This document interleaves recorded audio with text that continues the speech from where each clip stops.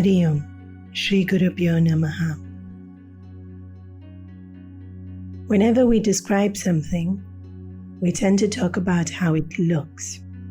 And so this is a theme that we see recurrent in the scriptures. Whenever there's a story of the Lord, he is described or she is described in immense detail and always portrayed as extremely beautiful. And so here too in the Chalisa, Hanumanji is described as Kanchana Bharana Viraja Subesa Kanana Kundala Kunchita Kesa. His outward appearances are shown to be golden in complexion with beautiful hair. Beauty is a very interesting topic. Definition in terms of the dictionary is something that has an aesthetic sense, but also defined to be that which is pleasing. The topic of beauty comes up in modern culture with social pressure, especially put on the younger generation to look a certain way. But the way we see beauty or the way we define beauty is extremely personal and also, interestingly, very cultural. A journalist had done an experiment where she had taken a photograph of herself with no makeup, just plain till her shoulders, and sent it to 27 different countries, requesting them to Photoshop it to what they would consider to make the picture the most beautiful. And what came back to her was extremely interesting. No two pictures looked the same. Each country modified it in a slightly different way, showing the cultural uniqueness in which we see beauty. But in whichever way we see it, even within one culture, if you look at the Vogue magazine cover from the 1960s, 1970s, 1980s, even there within one culture you'll find there's a definite change in what is typically amplified or portrayed to be beauty. And so what is beauty at the end of the day?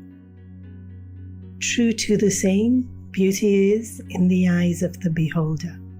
And in terms of us, so much effort is made to look a certain way to be beautiful.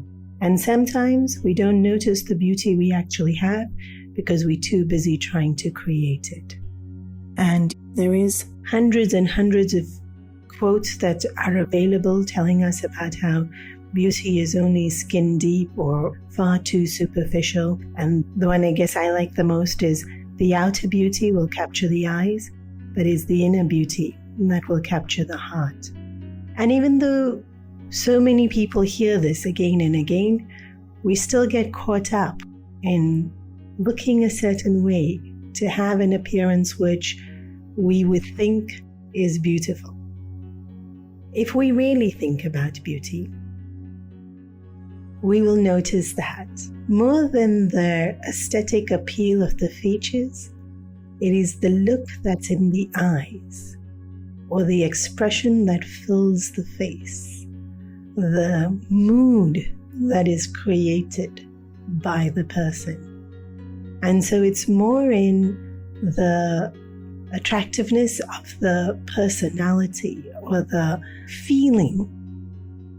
And so happiness definitely attracts us. Love attracts us even more. When we say beauty is in the eyes of the beholder, very often we think a person is beautiful because we have love in our heart for them, or we can see love in their expression. My favorite story about this is one of Layla and Majnu, two star-crossed lovers that maybe are even more romantic than the Romeo and Juliet story. Layla was from a well-to-do family and Majnu a very poor background, and so was forbidden to even look at Layla. And how they first met, I don't know, but they had fallen madly in love, so much so that Majnu would wander around the streets calling out Layla's name.